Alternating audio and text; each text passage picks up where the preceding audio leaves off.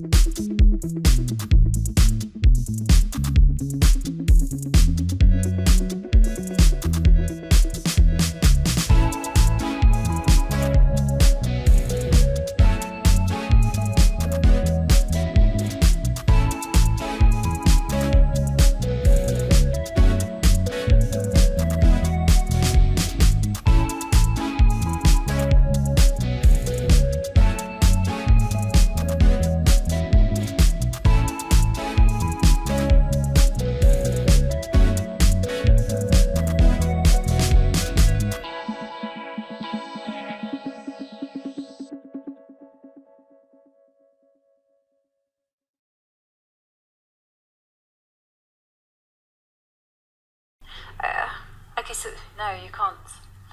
Nakamura, yeah, we liked his position, but it feels hard to improve suddenly. Because the knight will come to c5, and ideally I'd like to kick that away, but you just can't. Knight c5, at least for now, could be met by a5 very strongly. So for example, h6 if you just wait. The problem is both sides wait, and I'm not sure what to do, but knight c5, I think you can play with a5, undermining this pawn. Yeah. The knight. Pawn takes pawn here will be met by rook check, and taking the knight next. But yeah, what does Nakamura play? Because waiting around is not pleasant. h6, just white can play h3 and pass the buck to black.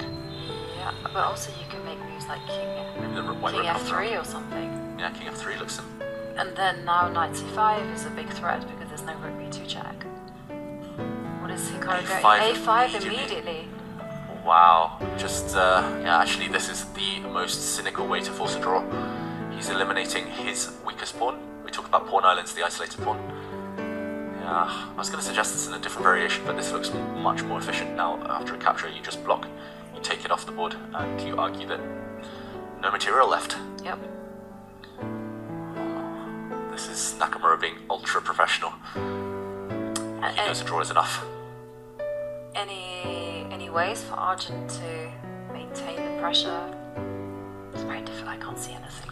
Yeah, the problem is after a5, you're pretty much obliged to take it. You can actually go rook a4. Yeah, rook a4. But then you can go pawn. But still I mean, if you want a draw, you could probably take this one. Yeah, then knight c5 again. Yeah, c5 take. As long as I don't get mated in the centre, which I might do. But even if black goes back here, it looks fine. It looks safe enough. Yeah, rook a4. Maybe the only winning chance. I've got it. So if you go pawn takes pawn, I can actually... Oh wow, Arjun offers a draw, and there we have it. Nakamura is confirmed as one of the candidates in 2024. Yeah. Wow. In the end, what a pragmatic decision there from Hikaru Nakamura with the move a5, securing the draw, and there we see the two players. And Hikaru Nakamura now moves to 8 points, and as David mentioned, has now secured himself a spot at the 2024 candidates in Toronto. Now it will be up to Vidit whether Vidit can defeat or draw against Alexander Predke. Vidit also on